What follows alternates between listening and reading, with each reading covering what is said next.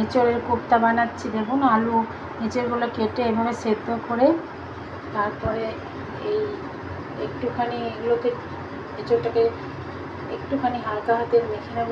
এঁচোড়ে এইগুলো দিয়ে একটা করবো, আলু এঁচোড় মাখা মতন করে তারপরে কোপ্তাগুলো করবো। আগে কাঁচা লঙ্কা, আদা আর টমেটো দেব। আদা, কাঁচা লঙ্কা, টমেটো একটু মিক্সিতে পেস্ট করে নেব।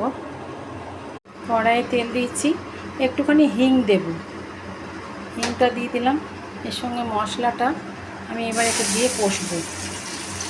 মশলাটা দিয়ে একটু ভাজা ভাজা হয়ে এই একটুখানি সামান্য একটুখানি 1 চামচের চিনি দিয়েছি, দিয়ে মশলাটা এখন তৈরি করছি, ভাজা করছি।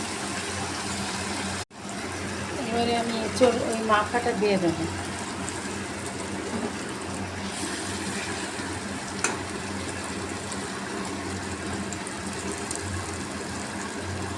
এরকম মাখাটা হয়েছে। এটা সম্পূর্ণ নিরামিষ রান্না। এর মধ্যে একটু বাঁধা মানে এঁচোড়টা একটু টাইট করার জন্য চালের গুঁড়ো দিয়েছি, একটু 2 চামচে চালের। এবার গোল গোল করে এরকম মোট উপরে ধরে ধরে আমি এবার তেলের উপরে দেব। তেলের মধ্যে দেব, এগুলো বল বল করে ভাজা হবে। এরকম বলগুলো ভাজা হয়ে যাবে। কোপ্তাগুলো ফ্রাই করে এইভাবে রাখলাম। সম্পূর্ণ নিরামিষ রান্না। সেদ্ধ আলুটা একটু নুন হলুদ মাখিয়ে এটাকে একটু ফ্রাই করে নিতে হবে। সেদ্ধটা একবারে ভালো লাগবে না, ওই জন্য একটু ফ্রাই করে নিই। একটু আলুটা ফ্রাই করে নিচ্ছি।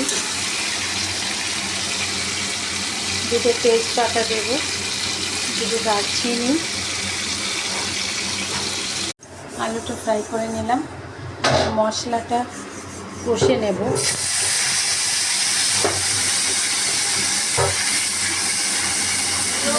মশলার মধ্যে মশলাটা কষে দেখুন তেলটা ছাড়া হয়ে এসছে।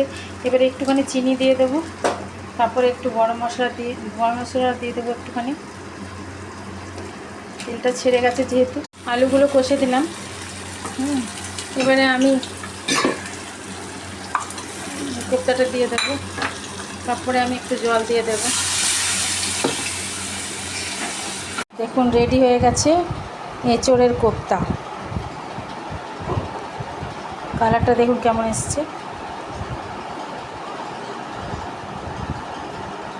কমেন্ট করে জানাবেন।